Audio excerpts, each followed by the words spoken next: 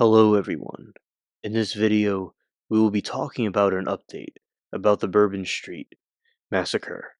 Bourbon Street terror victims sue New Orleans as Louisiana AG investigates security lapses. Dozens of victims of the New Year's terrorist attack on Bourbon Street in New Orleans are filing lawsuits against the city and its police department. Terrorist Jabbar of Texas killed 14 citizens and injured dozens of others when he rammed a Ford 150 through crowds of people celebrating New Year's on the famous New Orleans street around 3 a.m. January 1. Jabbar was deleted in a shootout with police. One lawsuit filed Thursday on behalf of 7 victims by Morris Bart, LLC, takes aim at the city of New Orleans hard rock construction engineering firm Mott MacDonald LLC, alleging they were negligent in providing security measures that could have prevented the tragedy. Which this is, in my opinion, a big neglect. And from what I've heard, the mayor of the city also failed to put the correct barriers up for protection. And the city is known, in my opinion, to lack and do things not as well as they could. Quote, "We have done an extensive investigation and believe that the 3 defendants we have named in the lawsuit could have and should have taken steps to prevent this tragedy," Morris Bart said in a statement. "Our hope is that through this lawsuit, we can help prevent future tragedies." He is a very famous attorney, known in the state and the city, by the way. The lawsuit says the defendants had years of opportunities to fix this known problem, and city contractors failed to live up to contractual obligations and perform work in order and manner specified. End quote. Quote, "One scenario presented by Mott MacDonald 8 months before this tragedy even involved a Ford F-150 truck specifically turning right to Bourbon Street from Canal Street, a shockingly similar threat that was seemingly predictable before December 31st, Morris Bart lawsuit says. The complaint includes that had Mott MacDonald completely provided engineering services to the city that accounted for known threats for Mr. Jabbar's access to Bourbon Street would have been prevented entirely.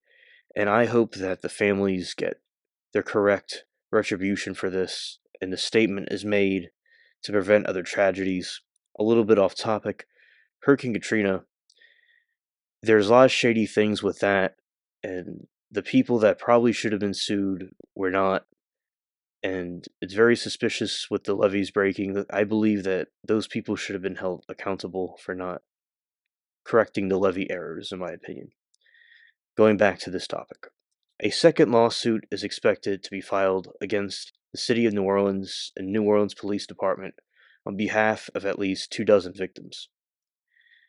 Maples Connick LLC, a New Orleans law firm, has launched a civil investigation into the attack and is partnering with Chicago-based mass disaster law firm Romanucci and Bolden, which has represented victims in multiple recent mass casualty events and attacks. Quote, "Residents and visitors trusted New Orleans officials to ensure their safety, and it's deeply troubling to have preliminary information that municipal leaders were clearly aware the vulnerability of Bourbon Street to predictable and preventable events that ultimately occurred on January 1. Romanucci and Bolden founding partner Antonio M. Romanucci said in a statement, quote, "The violation of public trust is disturbing, and we are fiercely committed to seeking accountability in this case." End quote.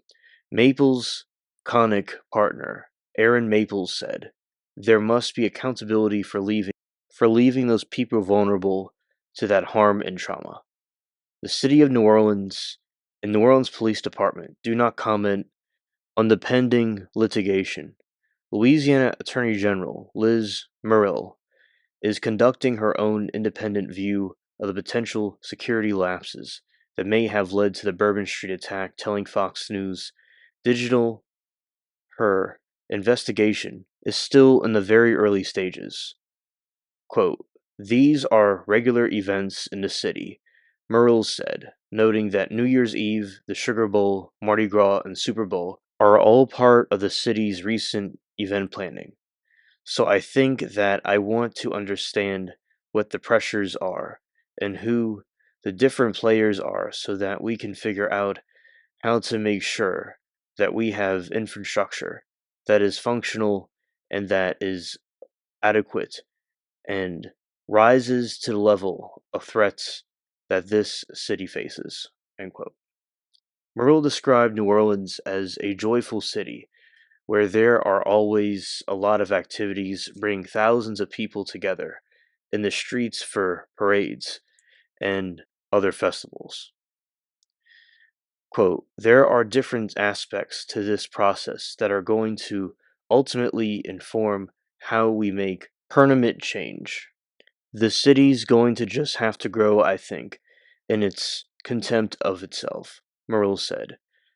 On New Year's Eve, bollards on Bourbon Street were in the process of being replaced, a procedure that began November 19, according to the city's website. While the replacement process was ongoing, officials installed a temporary barrier where Bourbon Street meets Canal Street, presumably to prevent suspicious vehicles from driving down the busy tourist area. However, according to local business owners and employees who previously spoke with Fox News Digital, that temporary barrier was set down instead of up, allowing vehicles to pass on the holiday. Official recommendations for New Orleans security measures in the French Quarter as part of a 2.3 billion infrastructure project that began in 2017 included the installment of new bollards on Bourbon Street to prevent mass casualty the FBI identified as potential threat to the popular tourist area. The city began planning updated security measures, including bollards meant to stop vehicles from entering busy streets in the French Quarter around that time. The French Quarter is often densely packed with pedestrians and represents an area where a mass casualty event could occur, according to a 2017 report. Following the attacks, Nice, France, and London, England, and the recent New York City Times Square incident that cited bollards saved lives, it has become clear how popular tourist areas can be threatened by attackers with vehicles and weapons. So I think that it was complete neglect what they did in this situation. They completely should have had those things up. Some security, multiple security experts rather, have told Fox News Garrett Tenney the current Billard system, even in a place, would not have been strong enough to stop Jabbar's attack because of the low crash ratings of the system being installed and the size the high-speed F-150 truck reached. And I think that something's better with than nothing, and I'm sure they would have helped, if not completely stopped it.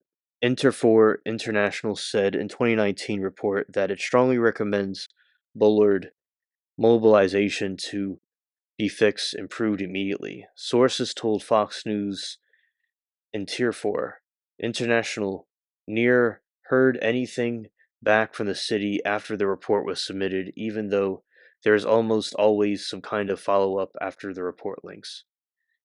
And basically, that is all for this video. I would like to know what your thoughts are about this in the comment section.